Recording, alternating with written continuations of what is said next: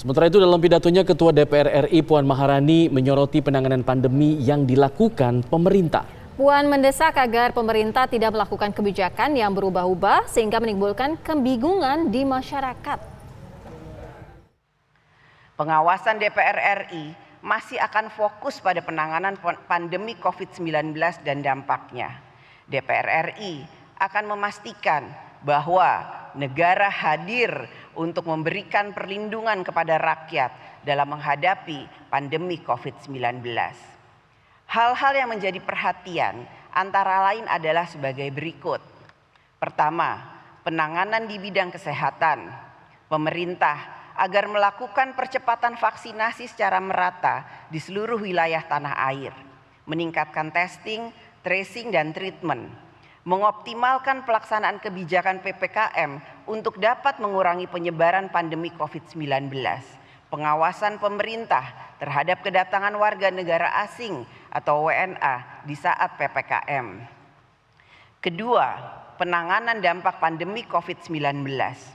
Pemerintah agar mengantisipasi masyarakat yang terkena dampak penurunan kesejahteraan, berkurangnya pendapatan dan daya beli, PHK, dan dampak ekonomi lainnya.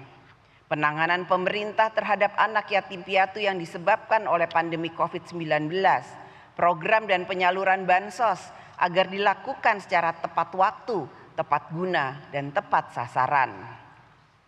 Ketiga, pelayanan publik pada masa pandemi COVID-19. Pemerintah agar tetap menjalankan pelayanan publik yang optimal bagi rakyat. Pelayanan rumah sakit untuk masyarakat yang berobat bukan karena COVID-19, pendidikan, transportasi, perizinan, sertifikasi, dan lain sebagainya agar tetap dapat berjalan dengan memperhatikan protokol kesehatan.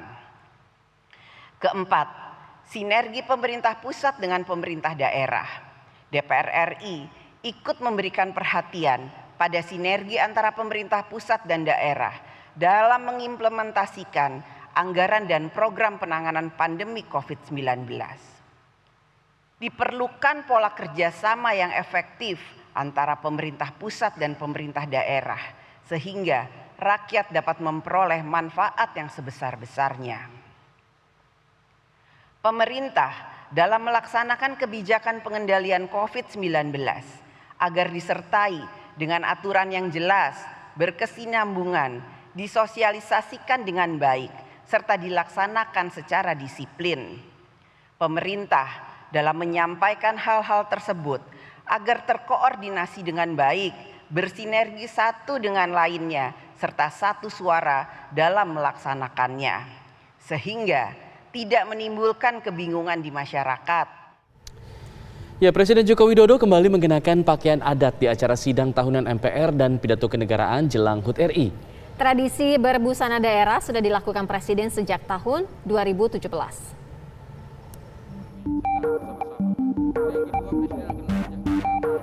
Meneruskan tradisi dari tahun ke tahun, Presiden Joko Widodo tampil mengenakan busana adat di acara-acara penting nasional. Begitu juga dengan sidang tahunan MPR RI 2021 yang dilanjutkan dengan pidato kenegaraan Presiden Republik Indonesia satu hari jelang peringatan HUT ke-76 RI. Pakaian adat apa yang dikenakan kali ini? Berikut penjelasan langsung dari Presiden. Busana yang saya pakai ini adalah pakaian adat suku Baduy. Saya suka karena desainnya yang sederhana, simpel, dan nyaman dipakai. Saya juga ingin mengucapkan terima kasih pada Pak Jaro Saija, Ketua Adat Masyarakat Baduy yang telah menyiapkan baju adat ini. Di acara ini, Wakil Presiden Ma'ruf Amin mengenakan pakaian adat Mandar. Dalam pidato kenegaraan tahun sebelumnya, Presiden mengenakan pakaian adat Sabu dari NTT. Tidak hanya saat sidang tahunan MPR dan pidato kenegaraan saja, saat upacara peringatan 17 Agustus di Istana, Presiden juga selalu tampil dengan busana adat. Pada upacara HUT ke-75 RI tahun 2020 lalu, Presiden mengenakan pakaian adat Timur Tengah Selatan dari Provinsi NTT. Lalu, pakaian adat apa yang akan dikenakan Presiden Joko Widodo pada upacara 17 Agustus tahun ini? Jadi penasaran nih? Dari Jakarta, tim TV One mengabarkan.